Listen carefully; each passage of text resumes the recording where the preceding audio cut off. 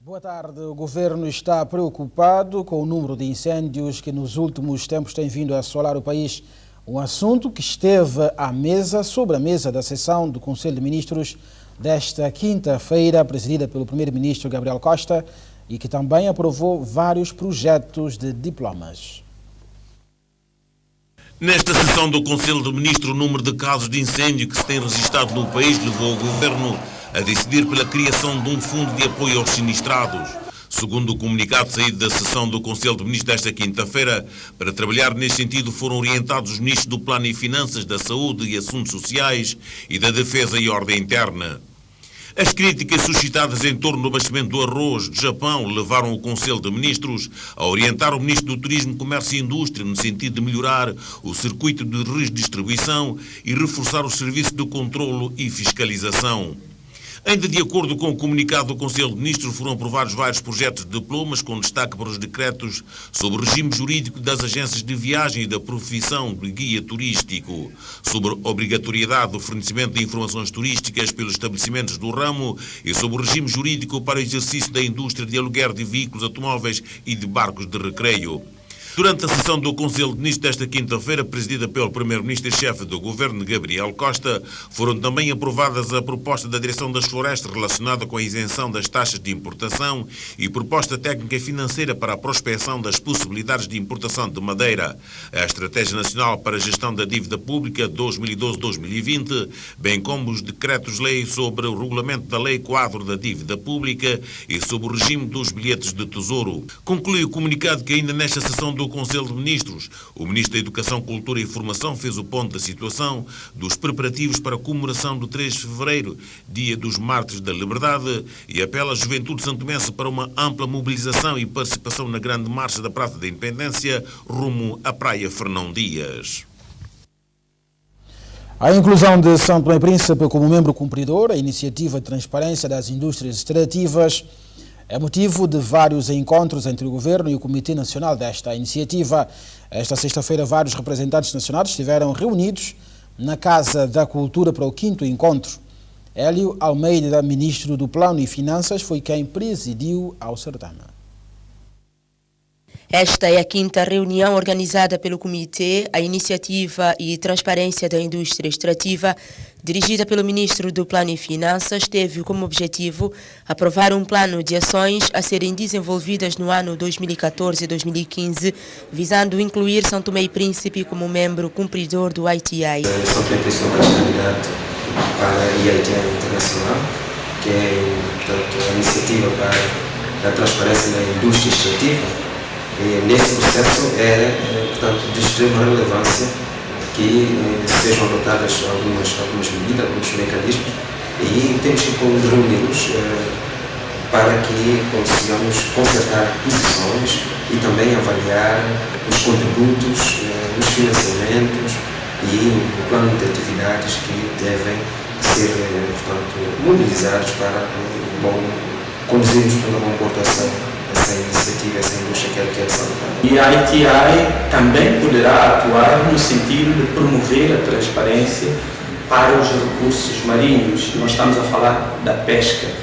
São Tomé e Príncipe é um país que concede licenças de pesca e o ITI, o Comitê Nacional, poderá também iniciar o processo de monitorização e de tentar que esse processo no âmbito das pescas também seja transparente. No caso de São Tomé e Príncipe, o principal recurso natural a ser explorado é o petróleo, mas tendo em conta a dimensão do mar que cobre estas ilhas, existem outros recursos que podem ser explorados. Nesse momento, para o nosso caso, falamos de petróleo, mas sabemos que os recursos naturais, a indústria extrativa vai um pouco além. E numa altura em que, quando nós olhamos para o nosso país, o nosso mar é um mar rico, é 160 vezes maior que o espaço territorial, porque não, a médio e longo prazo, pensamos também em incluir outras áreas. A retirada da total interfere de alguma forma nas limitações dos estados portugueses? Não interfere, ao contrário, damos mais força para continuarmos. É importante que, através desse comitê, se consiga através da sociedade, de toda a sociedade civil, de todas as organizações não governamentais, passar uma mensagem clara.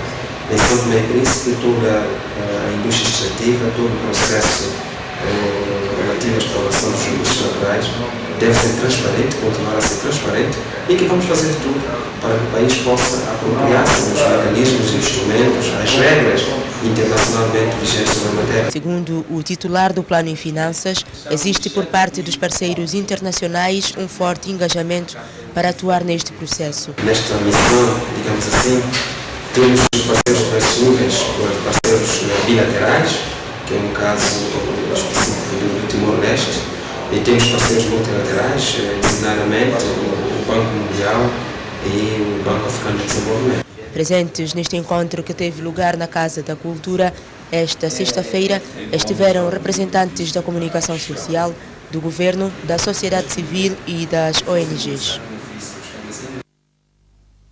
A Ordem dos Advogados de São Tomé e Príncipe, num comunicado, reage aos factos ocorridos na noite da passada quarta-feira, em que alguns agentes da polícia agrediram um cidadão nacional, por sinal, um agente judicial, alegadamente por desacato à autoridade.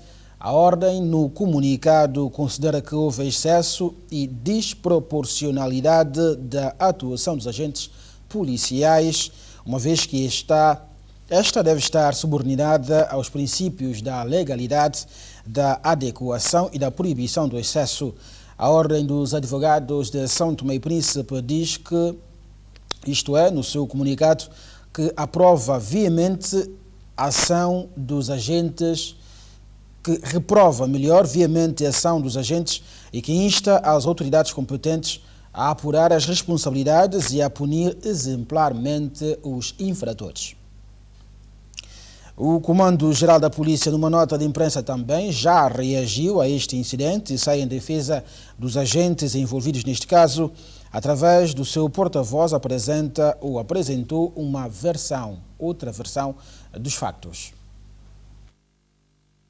De facto, no passado dia 29 do corrente mês de ano, por volta das 23 horas, um grupo da Unidade Especial de Trânsito no Serviço de Operação Stop, na localidade de Ponta Tavares, desta cidade capital, abordou o cidadão que conduzia uma moto.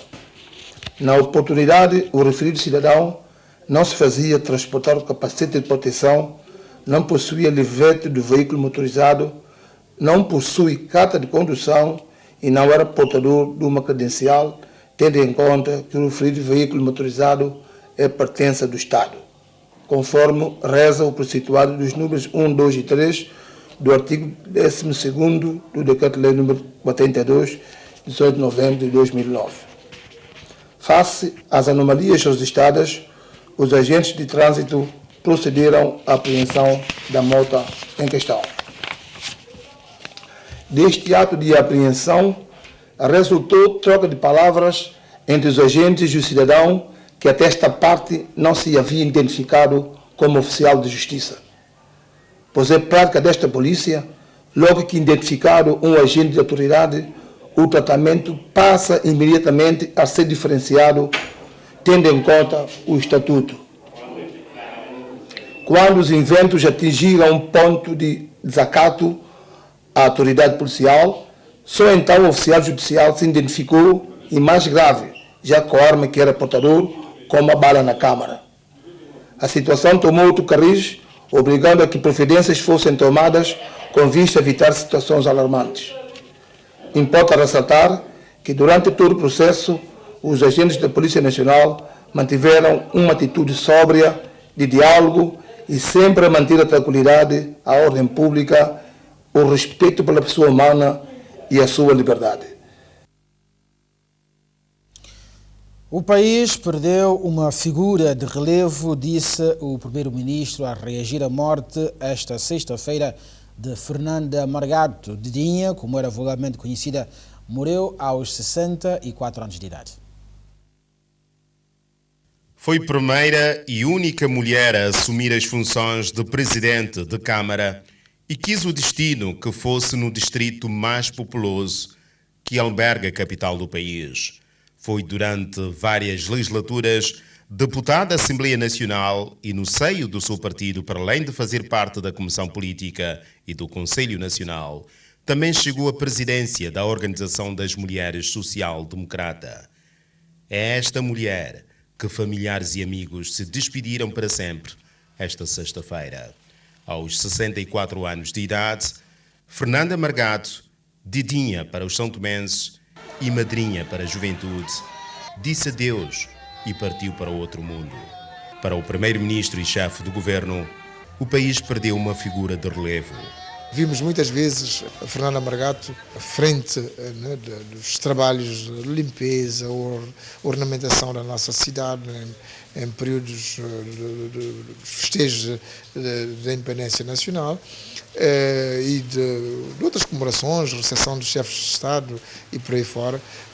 Portanto, e muito preocupada com questões ligadas ao ambiente, às crianças, a proteção das crianças, portanto, a mobilização para a limpeza, a relação dela com os presos e politicamente, portanto, eu fui uma combatente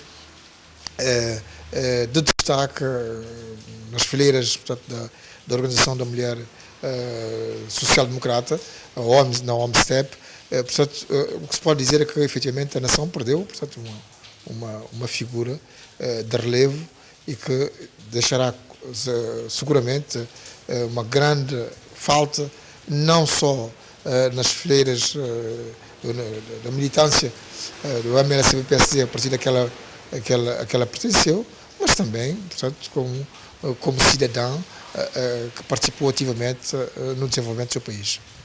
O presidente da edilidade de Água Grande lamenta a morte daquela que, segundo ele, abriu caminho para muitas realizações no distrito.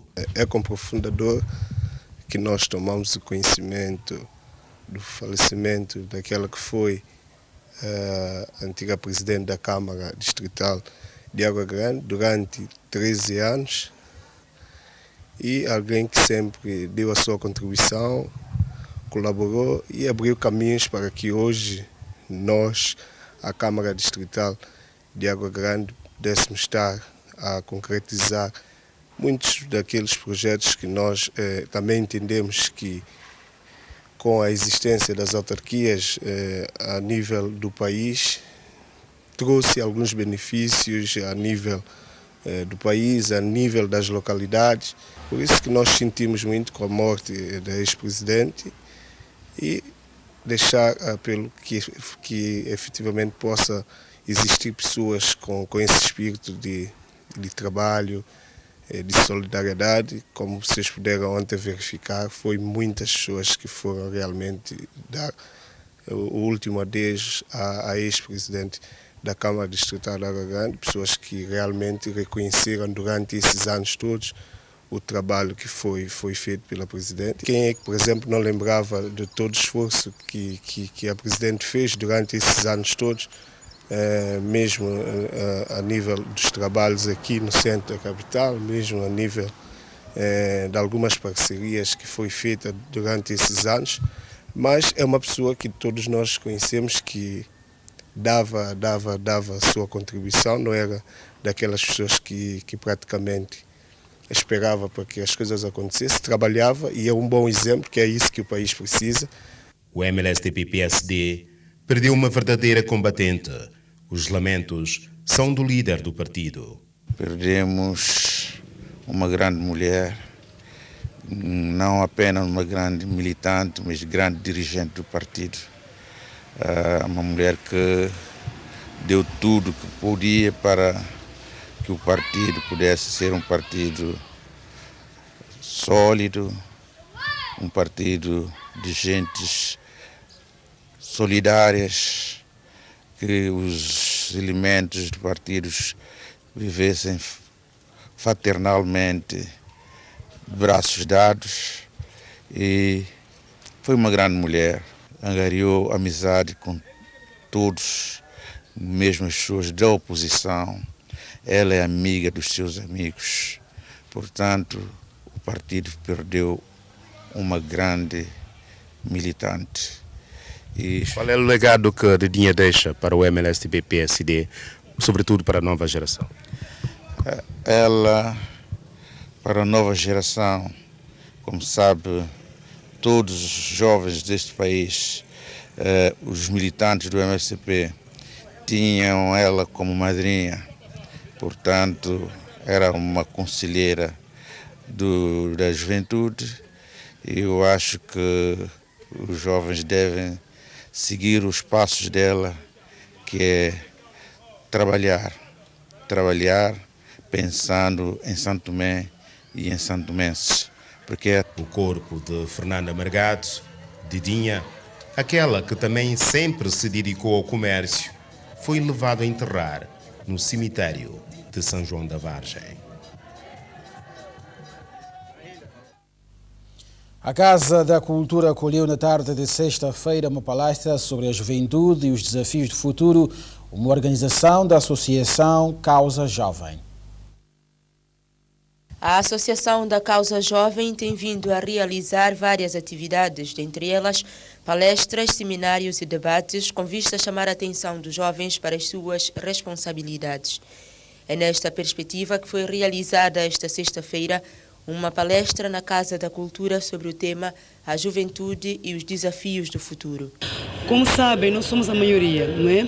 E como maioria nós temos que ter consciência e a responsabilidade e os desafios que nos esperam. Por isso nós temos que estar preparados de forma a contribuirmos positivamente para o desenvolvimento do nosso país. São várias dificuldades que podem ser superadas. Hoje em dia vimos que trabalhar de forma individual, trabalhar de forma isolada não nos leva a lado nenhum.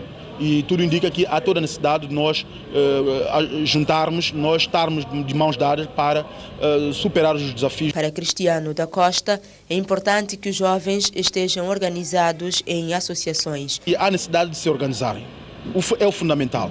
Vimos que os jovens organizados são várias dificuldades que podem ser superadas. Hoje em dia vimos que trabalhar de forma individual, trabalhar de forma isolada não nos leva a lado nenhum. E tudo indica que há toda a necessidade de nós juntarmos, nós estarmos de mãos dadas para superar os desafios do dia a dia. Este encontro serviu também para apresentar aos membros da Causa Jovem o novo corpo diretivo desta associação, que agora está sob a presidência de Mardegina Pinto.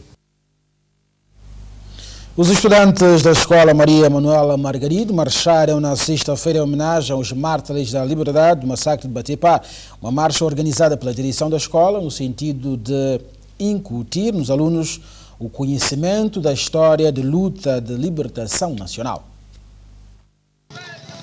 Foi uma marcha organizada pela direção da Escola Maria Manuela Margarido e visava incutir nos alunos o conhecimento da história de luta pela libertação nacional. A marcha, que iniciou na cidade da Trindade, teve como destino o centro histórico de Batepá, onde se encontra erguido um monumento em homenagem aos heróis da liberdade. A seguir a marcha, várias atividades culturais e recreativas animaram o ambiente.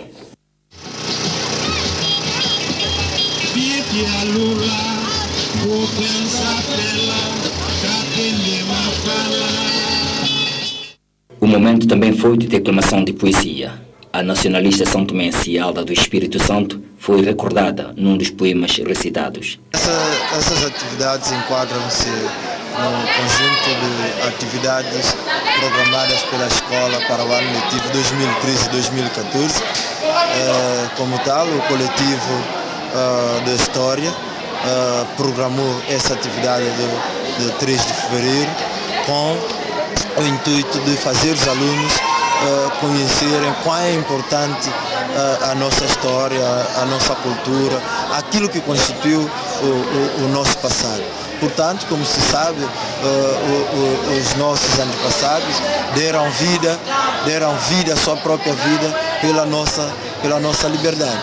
Portanto, é de salutar esse tipo de atividade e fazê-los ver, conhecer em loco a história do nosso passado, mais uma vez, como acabei de referir. As atividades tiveram colaboração da Polícia e da Delegacia Distrital de Saúde de Mesos.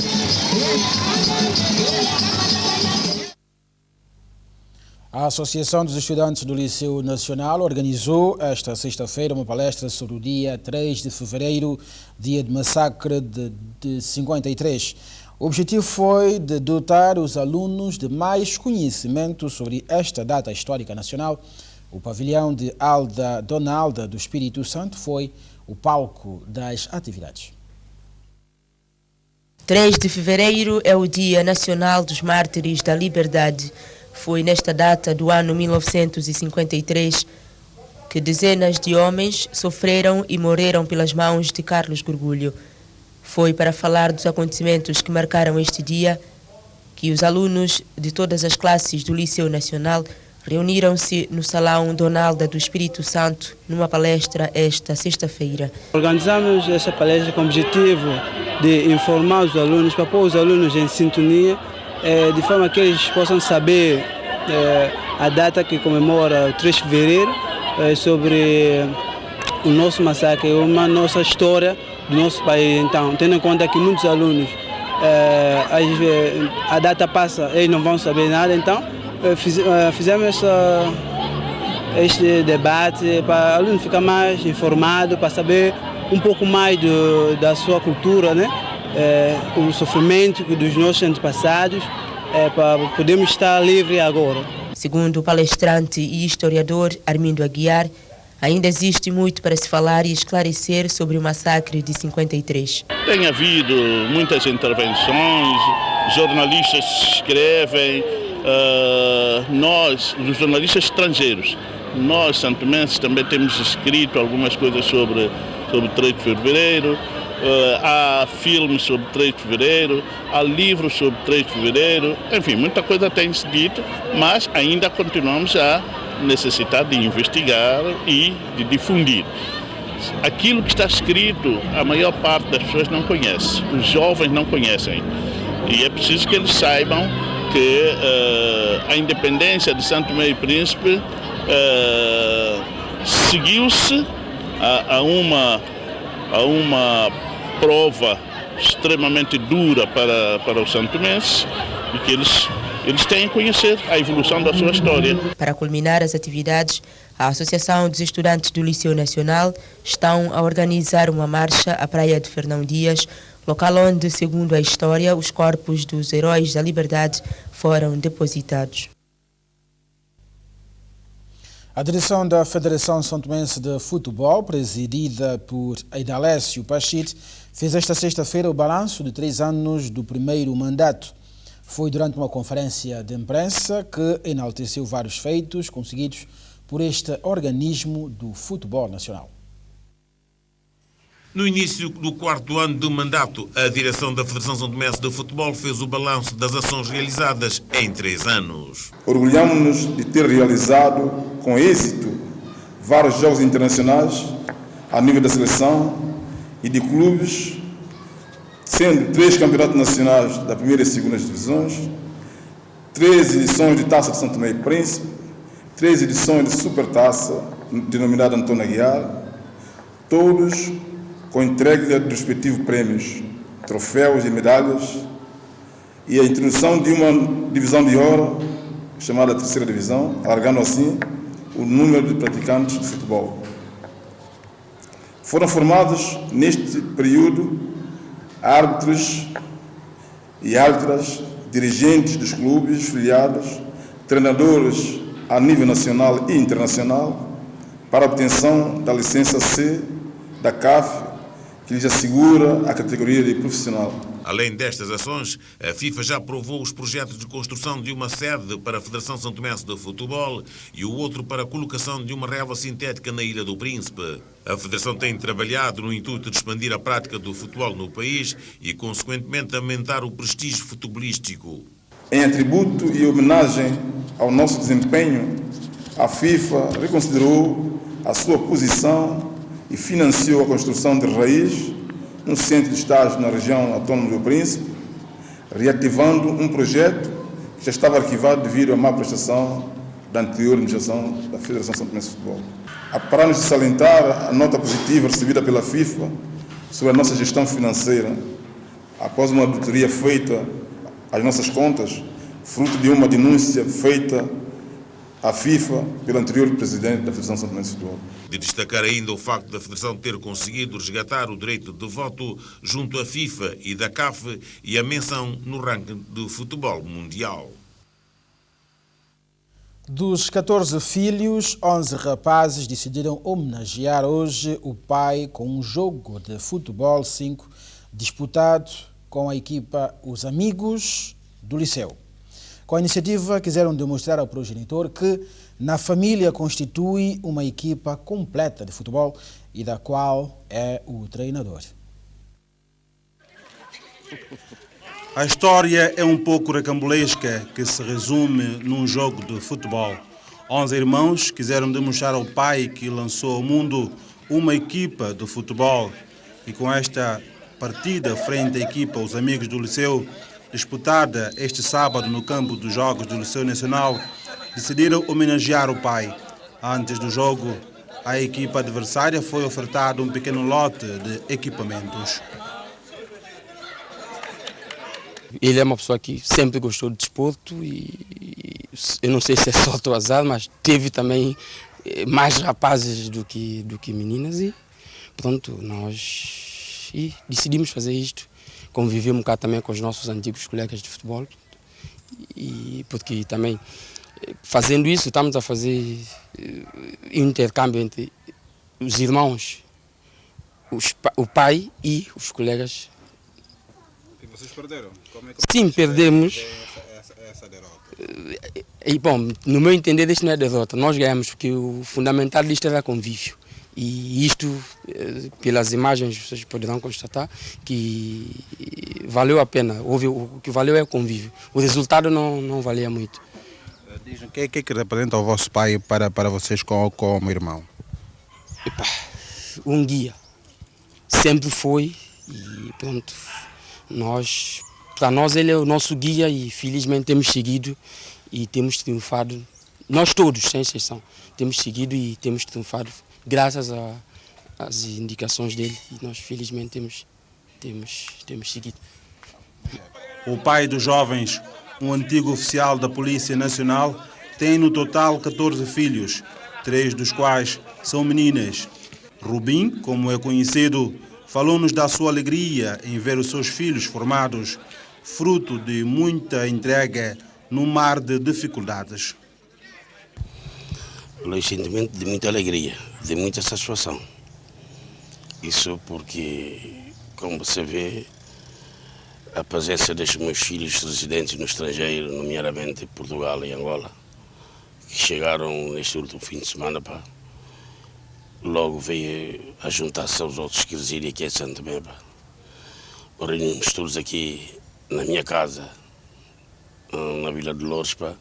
Só isso já é satisfação, de muita alegria. O jogo foi até bastante renhido, com a equipa da família Sousa Basto a não resistirem depois das investidas dos adversários, os Amigos do Liceu, que no final da partida venceram por 4-2. Com esta informação, pomos ponto final.